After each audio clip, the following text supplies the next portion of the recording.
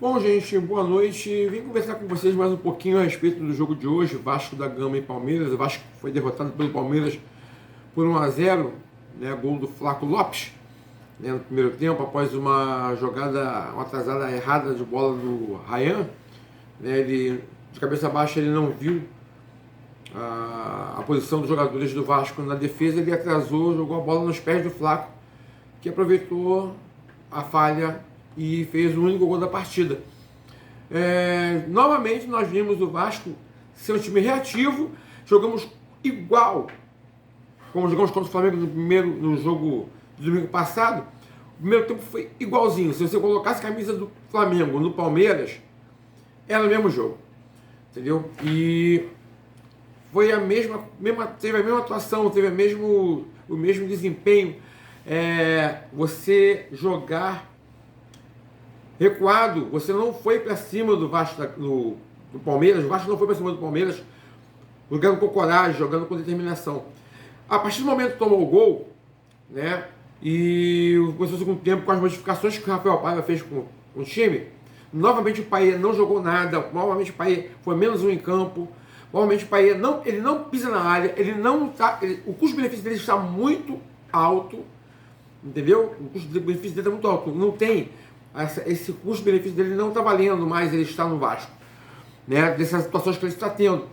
E com as modificações que o Rafael Paiva fez, o Vasco voltou no segundo tempo um pouco melhor, propondo o jogo, fazendo algumas jogadas, equilibrou mais o jogo contra o Palmeiras, né? Na verdade o jogo foi um jogo equilibrado. O Vasco até teve um comportamento, ao mesmo tempo que ele foi com um comportamento covarde em relação ao ataque, ele conseguiu segurar o Palmeiras, porque os outros times que perderam para ele, o Palmeiras estava atropelando, jogando para cima, goleadas em cima de goleada.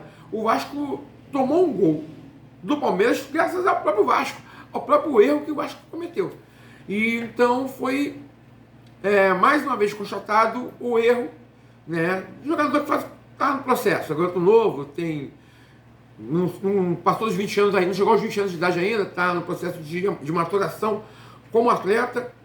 Só que você não pode, num clube grande como o Vasco permitir que isso seja um fato recorrente. O Rafael Paiva tem que encontrar no elenco soluções para poder resolver esse problema. Então, o que aconteceu hoje, aconteceu no jogo da volta contra o Atlético Paranaense, que ele deu uma cotovelada no jogador do Atlético Paranaense e foi expulso no final do primeiro tempo, né? E o Vasco deu sorte, porque naquele jogo, logo após a expulsão, uns 3, 4 minutos após, o Verratti empatou o jogo.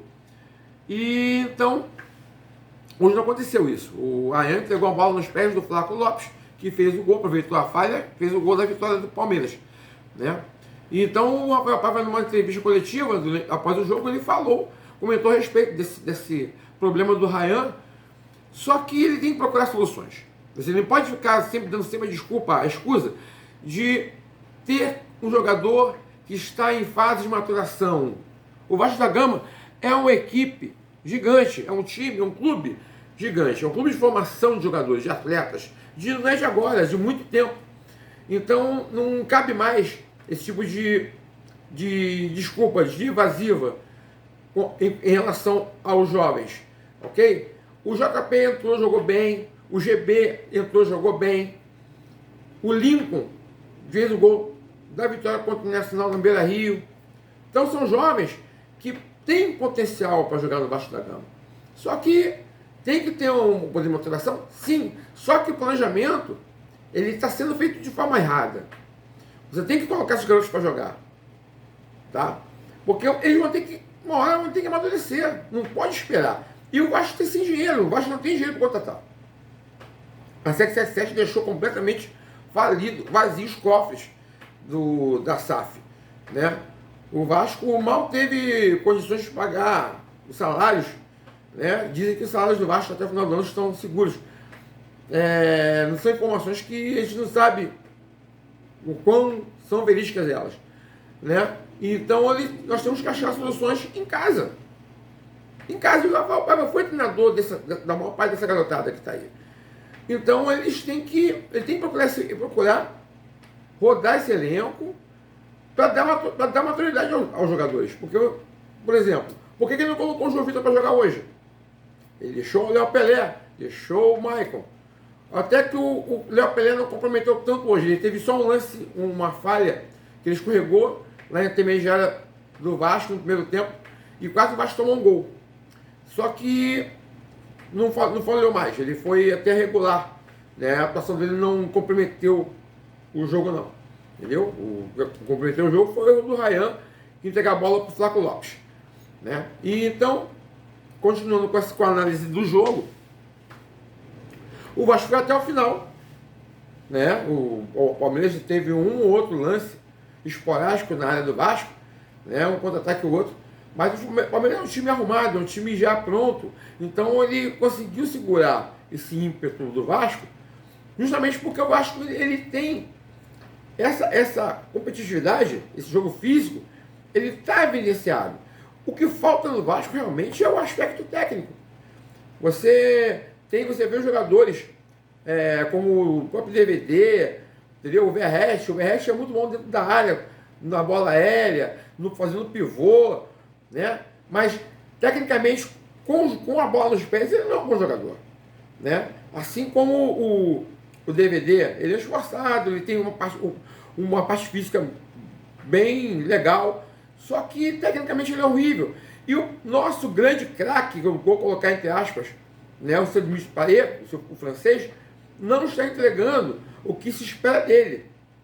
E então nós ficamos reféns de falta de técnica. O Coutinho hoje no meio de campo fez uma jogada, em poucos minutos que estava em campo, ele fez uma jogada muito bonita, que o Paé, no jogo inteiro, ele teve jogo inteiro para fazer, jogos inteiros para fazer, para falar a verdade, e não fez.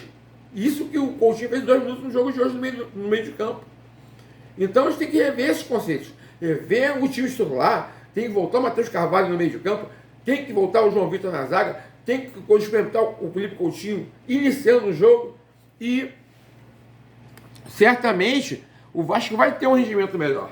Creio eu, porque, como eu falei, o Paé não está rendendo, certo? Então a gente tem que procurar soluções neste elenco. A gente vai ter a volta daqui a pouco do Jair, a volta do Paulinho Paula, né? Faltando de repente 8 jogos para acabar o campeonato, 10 jogos para acabar o campeonato. Vai ser um acréscimo de técnica no time. E será muito bem-vindo, né? Só que a gente tem que encontrar a solução agora, entendeu? No começo do mês de outubro, na semana do dia 2 de outubro, nós vamos ter o primeiro jogo lá em Minas contra o Atlético Mineiro, nas semifinais da Copa do Brasil.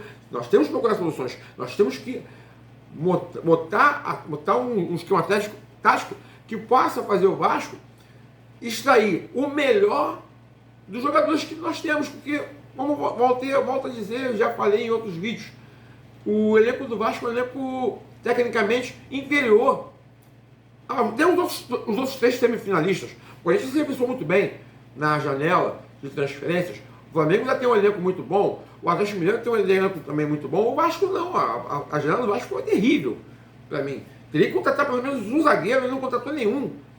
O ideal seria contratar 2 zagueiros, ele não contratou nenhum. Entendeu? Hoje mesmo ele não levou o Rojas pro banco de reservas, né? Estava falando da relação de jogadores. Então, ele levou o Lincoln e não coloca para jogar. Quer dizer, então... E o Galdames vai para o jogo. O JP já está recuperado. O Galdames vai para o jogo, vai relacionado e o JP não. Quer dizer, tem certos tipos de decisões do Rafael Paiva que a gente às vezes não entende. Deu? Tudo bem, está no dia a dia lá nos treinamentos, mas o Galdames já está mais que comprovado que é um jogador limitadíssimo, não tem condições de vestir a camisa do Vasco, ele não pode ser relacionado em jogo, nem jogo de pelada, que dirá um jogo valendo 3 pontos no Campeonato Brasileiro da Série A. Então ele não pode estar. Então o Rafael Paiva tem que pensar, dentro desse elenco, colocar os jogadores para rodar, né? E ver como é que vai ser até o final do campeonato. A gente tem que garantir uma vaga na Libertadores, penso eu, temos condições de garantir uma vaga na Libertadores, seja via Copa do Brasil, seja Campeonato Brasileiro, ok? Porque nós temos Botafogo indo para as semifinais, tem o São Paulo, você tem o Corinthians, tem o Fluminense, tem o Atlético Mineiro, tem o Flamengo, né? Então os times brasileiros podem ser campeões da Libertadores e abrir mais uma vaga, né? Se tornar um G7, né? A Copa do Brasil, eu espero que vai ser campeão, mas se não for um Flamengo ou um Atlético Mineiro, que está na frente do Vasco, vai abrir um G8. Então você pode tentar galgar essas posições, tá? Tá tudo na mão do Vasco. O Vasco pode chegar e conseguir essa vaga sim, tá? Pela análise do jogo que eu fiz hoje, o Palmeiras não fez por merecer uma vitória.